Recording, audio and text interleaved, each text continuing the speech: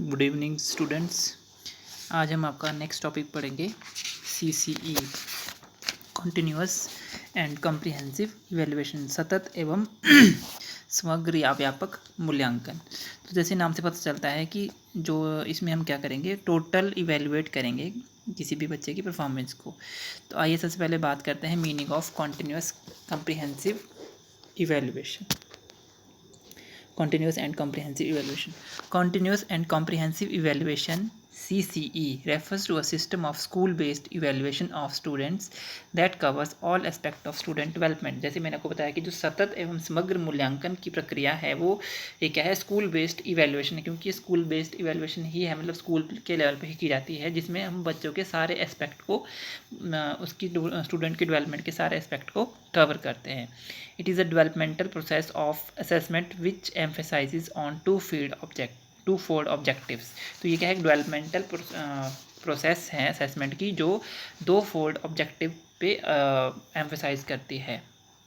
ठीक है, तो मीनिंग क्या है, मीनिंग मैं आपको बताऊंगा सबसे पहले कॉन्टिन्यूस का, फिर कॉम्प्रिहेंसिव का, फिर evaluation का। तो the term continuous means the evaluation of the identified areas of personality in a continuous process rather than a combination of isolated and unconnected events, that it is built into the total teaching learning process as its integral part and is thus spread over the entire span of an academic session। तो जो continuous है, मतलब आप बोल सकते हो कि सतत का अर्थ क्या है कि मतलब एक आइडेंटिफाइड एरिया को हमने इवेलुएट करना है, कि जो हमें पता होगा कि हमने सेलेक्ट करके कि बच्चे को यहाँ इवेलुएट करना है, चाहे वो एकेडमिक ले लो चाहे उसका ओवरऑल एस्पेक्ट ले लो, तो हम उसको आइडेंटिफाई करते हैं पहले कि हमें बच्चे को इस एरिया में इवेलुएट करना है, उसकी पर्सनैलिटी को। ठीक है, एक कॉन्टीन्यूस प्रोसेस होती हैं, ये एक कॉन्टीन्यूटी में चलता है। ठीक है, तो रादर एक क्या है, कम्बिनेशन नहीं होता है ये एक आइसोलेटेड और अनकनेक्टेड इवेंट्स का। ठीक है, तो इसमें क्या है, कॉन्टीन्यूटी में लिया जाता है बच्चे की परफॉर्मेंस को असेस करने के लिए।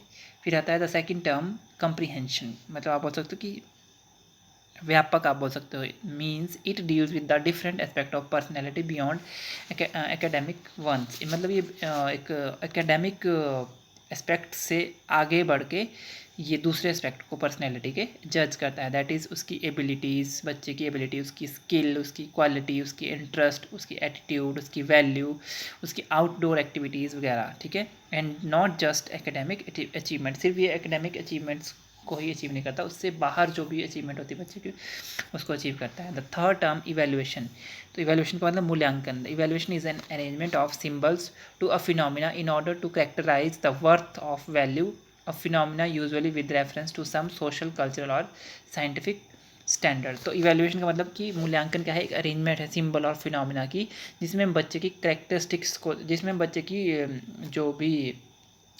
प्रोग्रेस होती है उसको करेक्टराइज करते हैं, उसको हम कैटेगरीज में रखते हैं। ठीक है ना, with reference to some social, cultural और साइंटिफिक, मतलब एक सोशल स्टैंडर्ड और जो भी कल्चरल स्टैंडर्ड है उसको रेफर करके उसकी जो भी क्वालिटीज़ होती है उसको कैटेगराइज करते हैं।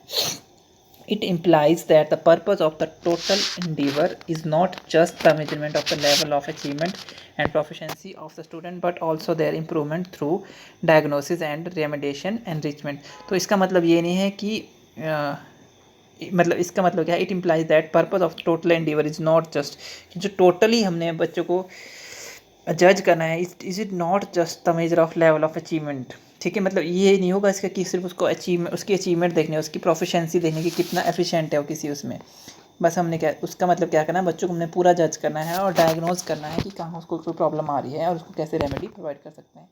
फिर आता है continuous and comprehensive evaluation. Continuous and comprehensive evaluation is a system which is newly introduced by central board of secondary education in India. जैसे आप बोल सकते हैं कि CBSE ने इंट्रोड्यूस किया था for student of 6 to 10th grades and 12th in some schools, किसी स्कूल में 12th में भी है लेकिन ये 6 to 10th ग्रेड तक ही है। It touches the every aspect of students life, ये हर एक एक्सपेक्ट को टच करता है स्टूडेंट लाइफ की। It also reduces the child stress before examination, ये बच्चों के स्ट्रेस को रिड्यूस करता है एग्जामिनेशन से पहले। The CCE method is claimed to bring enormous changes from the traditional chalk and talk method, हम बोल सकते हैं कि ये चेंज लाता है बच्चों के जो traditional chalk to talk method है बच्चों का टीचिंग का, जो मतलब टीचर उन्हें पढ़ाता है, and it is implemented accurately.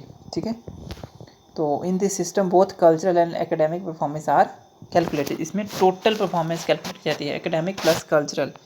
ठीक है, the aim is to decrease the work load on the student by means of continuous evaluation by taking number of small test throughout the, इसमें छोटे छोटे test लिए जाते हैं throughout the year in place of single test at the end of, जैसे हम पहले कहता था कि सिर्फ एक ही बार टेस्ट लिया जाता था, लेकिन सीसी में क्या है, यूनिट टेस्ट होते हैं, फिर फॉर्मेटिव होते हैं, फिर फॉर्मेटिव 1 होते हैं, फॉर्मेटिव 2 होते हैं, जैसे सुना ही होगा आपने, फिर समेटिव होते हैं, समेटिव 1, फिर समेटिव 2। ठीक है, तो इस तरह से उसके बाद फाइनल एग्ज़ाम जैसे हम बोल सकते हैं। ओनली ग्रेड्स आर अवॉर्डेड, उसके बाद क्या है, ग्रेड्स दिए जाते हैं बच्चों को, A+, B+B, जिस तरह से भी है। Student based on the work experience, skill, dexterity, innovation, उसकी मतलब आप बोल सकते हो कि कितना इनोवेटिव है बच्चा, कितना उसने सीखा है, ठीक है, कितना वो वर्सेटाइल है किसी चीज़ में, तो उसको देख के। फिर आता है एम्स ऑफ CCE, उद्देश्य क्या है इसके, evaluate the integral part of the student, इसमें बच्चे की टोटल पार्ट को इवेलुएट किया जाता है। एलिमिनेट द सब्जेक्ट बायस, इसमें सब्जेक्ट बायसनेस नहीं होती है, इसको एलिमिनेट करता है। To keep the continuous motivation through the year, तो इसमें कॉन्टिन्यूसली मोटिवेट होता है बच्चा throughout the year. To encourage the curricular and co curricular proficiency, इसमें बच्चे को सिर्फ एकेडमिक ही नहीं बल्कि एक्स्ट्रा को करिकुलर और को करिकुलर एक्टिविटीज़ भी देखी जाती है। To help the teacher to corrective measure based on the feedback, तो ये बच्चे को टीचर को हेल्प करता है टू टेक करेक्टिव मेजर, मतलब करेक्ट स्टेप्स, ठीक है ना, कि किस तरह की फीडबैक मिल रही है बच्चे को, टीचर को, उसके ऊपर वो करेक्ट स्टेप कैसे उठा सके, वो उसके लिए हेल्पफुल होता है। Assess the students multi faceted development and encourage the further improvement, तो मतलब इससे क्या है, बच्चे को असेस किया जाता है, उसकी मल्टी फेस टैलेंट दिया जाता है कि बच्चे में कि कितने सारे टैलेंटेड है, किस किस चीज़ में वो आगे जा सकता है, तो वो इम्प्रूवमेंट होती है। Make the process of teaching and learning learner centred, ठीक है, इसमें जो प्रोसेस है वो लर्नर सेंटर्ड हो जाती है। फिर कैरेक्टरिस्टिक्स, इसकी विशेषता क्या क्या है, CC assess the student continuously through out the year, जैसे मैंने आपको बताया, एंड असेसिस ऑल एस्पेक्ट, तो इसमें बच्चे का पूरे साल असेस किया जाता है और हर एक एस्पेक्ट को असेस किया जाता है।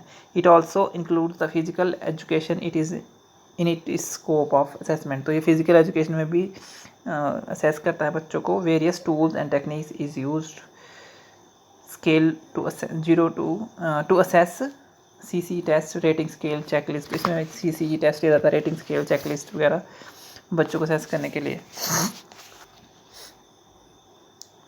Criterion and based evaluation helps the student to improve the performance, तो एक क्राइटेरियन बेस्ड इवेल्युएशन जो है वो बच्चे की परफॉर्मेंस को इम्प्रूव करने के लिए हेल्पफुल होती है। Emphasises the process based learning and eliminating memorisation in learning, ठीक है, तो ये है। Find the individual needs and make very good citizen, और इसमें बच्चे की इंडिविजुअल नीड्स को देखा जाता है और अच्छे सिटीजन तैयार किए जाते हैं।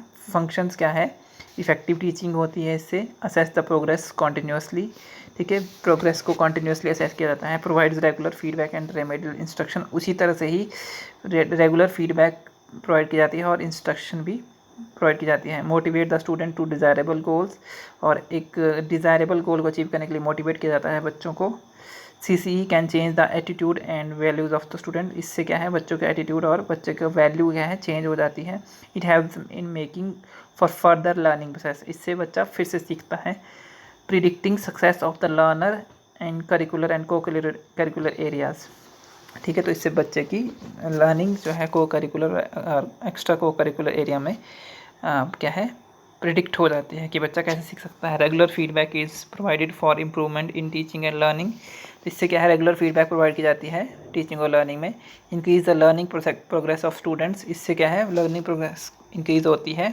Teaching learning activities are well developed, और इसमें टीचिंग लर्निंग जो एक्टिविटीज़ है वो पूरी तरह से डेवलप होती हैं। Creates the cooperation and collaboration, तो इसमें क्या है, कोऑपरेशन और कोलैबोरेशन क्रिएट होता है। Provide immediate remedy and solution, ठीक है, इसमें इससे क्या है, इमीडिएट रेमेडीज़ प्रोवाइड हो जाती हैं और सॉल्यूशन भी। रिड्यूसेस द लर्नर स्ट्रेस, और लर्नर के स्ट्रेस कम हो जाते हैं।